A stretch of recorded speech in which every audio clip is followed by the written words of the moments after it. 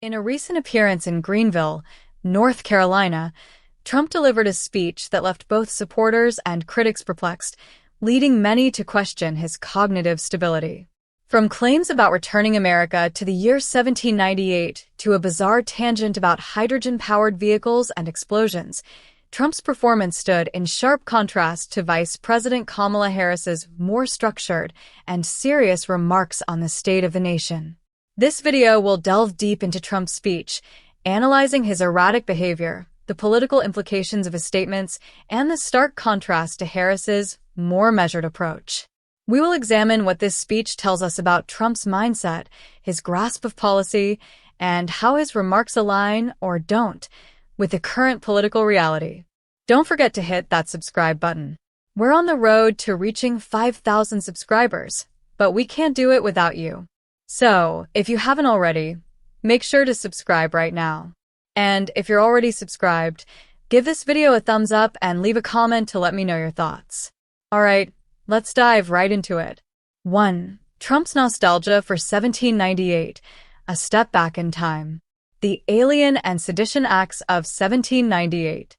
One of the most bizarre moments of Trump's Greenville speech came when he suggested that America should return to the principles of 1798, citing this year as a golden age of American politics. Specifically, Trump referenced the Alien and Sedition Acts, a series of laws passed during the administration of President John Adams. These acts gave the government broad powers to detain and deport non-citizens deemed dangerous and made it harder for immigrants to vote. They also criminalized making false statements critical of the federal government. What did Trump mean by going back to 1798? Trump's invocation of this era raises several troubling questions.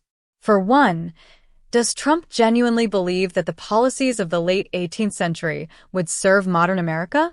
In a country with a diverse population, where freedom of speech and civil liberties are protected by the Constitution, the notion of reverting to 1798's legal frameworks seems both impractical and undemocratic.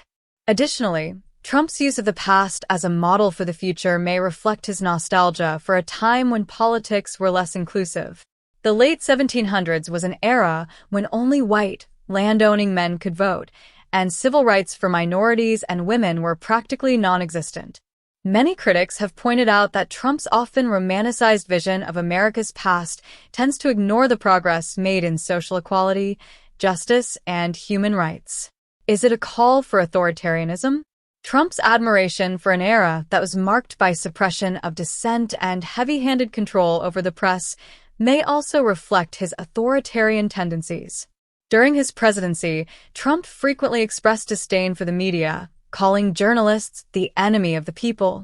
By invoking a time in which the government had the power to silence critics, Trump may be signaling a desire to return to an authoritarian style of governance that would allow him to silence opposition without consequence. 2. Hydrogen cars and explosions. Trump's bizarre fear of modern technology. The hydrogen car gaffe. If Trump's reference to 1798 wasn't confusing enough, his remarks about hydrogen-powered vehicles took his speech in a surreal direction. At one point, Trump veered off topic to discuss his fear of hydrogen cars, suggesting that they could explode and render passengers unrecognizable. He humorously and disturbingly painted a scenario in which someone's family might be unable to identify them after a hydrogen car explosion. A lack of understanding or a fear of the future. Hydrogen-powered vehicles are, in fact, a real innovation in clean energy technology, designed to reduce emissions and reliance on fossil fuels. While hydrogen can be flammable, modern hydrogen fuel cell technology is highly regulated and safe for use, and the risk of explosions is minimal. Trump's comments seem to reflect either a lack of understanding of current technological advancements or a deliberate effort to stoke fear and mistrust of new energy sources. This moment underscores a broader trend in Trump's rhetoric, a skepticism of innovation and science. Throughout his political career, Trump has often dismissed scientific consensus on issues like climate change, vaccination, and now clean energy technologies. His stance on hydrogen cars could be seen as part of a broader resistance to forward-thinking, progressive policies designed to combat climate change. 3. The cognitive dissonance. Trump's claims about Kamala Harris. Trump calls Harris a cognitive mess. In a series of personal attacks, Trump took aim at Vice President Kamala Harris, accusing her of being unable to put two sentences together and claiming that something is clearly wrong with her. These comments are particularly ironic given Trump's own difficulties during the same speech, where he frequently stumbled over his words and veered off topic. Projection and deflection. Trump's cognitive struggles. Trump's accusations against Harris could be seen as a form of projection, an attempt to deflect attention from his own cognitive challenges. Throughout his Greenville speech, Trump struggled to articulate coherent thoughts, often getting lost in tangents that left his audience confused. His rambling, disjointed delivery raises questions about his cognitive health, particularly as he continues to mount a bid for the 2024 presidential election. A stark contrast in messaging. While Trump floundered in Greenville, Kamala Harris presented a clear and focused message during her own speech, highlighting the stakes of the upcoming election and the importance of upholding democratic principles. Harris's remarks centered on Donald Trump's dangerous rhetoric, including his own former military advisors labeling him a fascist and his explicit intentions to undermine the Constitution if reelected.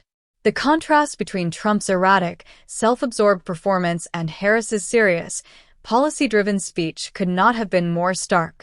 While Trump made jokes about hydrogen explosions and his supposed superiority over Abraham Lincoln, Harris emphasized the critical need for stable and responsible leadership. 4. Trump's French fries certification, a new low in political stunts. The McDonald's PR stunt. Before his speech, Trump participated in a public relations stunt that felt both bizarre and tone-deaf. During a visit to a hurricane-devastated area in North Carolina, Trump was awarded a French fry certification pin by Representative Chuck Edwards, apparently recognizing Trump's skills as a McDonald's fry cook. This trivial event, staged amid the backdrop of real human suffering and disaster recovery efforts, seemed out of touch with the gravity of the situation. Criticism and mockery. Critics were quick to mock the stunt, with many pointing out the absurdity of Trump receiving such an award in the midst of a serious humanitarian crisis. This moment exemplifies Trump's tendency to make events about himself, even in situations where empathy and leadership are most needed. Rather than focusing on relief efforts and offering genuine support to those affected by the hurricane, Trump's focus was on his own self-aggrandizement. 5. Weaponizing the DOJ. Trump's dictatorial ambitions. A dictator on day one. During her speech, Kamala Harris highlighted one of the most troubling aspects of Trump's platform, his open intent to weaponize the Department of Justice, DOJ, against his political enemies. Harris quoted Trump's own statements, where he pledged to use his presidential powers to retaliate against those who oppose him. Such comments have fueled fears that a second Trump presidency could lead to unprecedented abuses of power and the erosion of democratic institutions. A fascist at his core? Harris's speech also referenced remarks made by former military leaders, including General Mark Milley, who have called Trump a fascist at his core. These assessments are not made lightly, coming from individuals who have worked closely with Trump and understand the implications of his leadership style. If re-elected, Trump's authoritarian impulses could pose a significant threat to the rule of law and the balance of power within the U.S. government. Harris's vision for a post-Trump America. In contrast to Trump's dystopian vision, Harris spoke of turning the page on the division and chaos of the Trump years. Her message was one of unity and moving forward as a country that values the Constitution and democratic norms.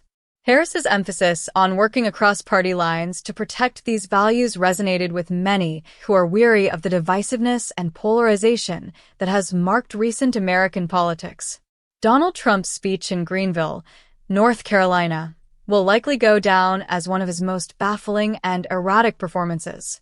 From his nostalgic longing for 1798 to his irrational fear of hydrogen-powered cars, Trump's rhetoric suggests a candidate increasingly out of touch with reality. His personal attacks on Kamala Harris, paired with his own struggles to articulate coherent thoughts, raise serious questions about his cognitive abilities as he seeks another term in office. Meanwhile, Harris's speech served as a sobering reminder of the stakes in the upcoming election. She outlined a clear choice for voters between a future of stability, unity, and respect for democratic principles and the chaos and authoritarianism that Trump represents. As the 2024 election approaches, the contrast between these two figures, one steeped in the past and chaos, the other looking toward a future of progress and cooperation, could not be more clear. As America watches and listens to the leaders vying for power, the decision ahead is not just about policy differences, but about the very soul of the nation and the preservation of its democratic values.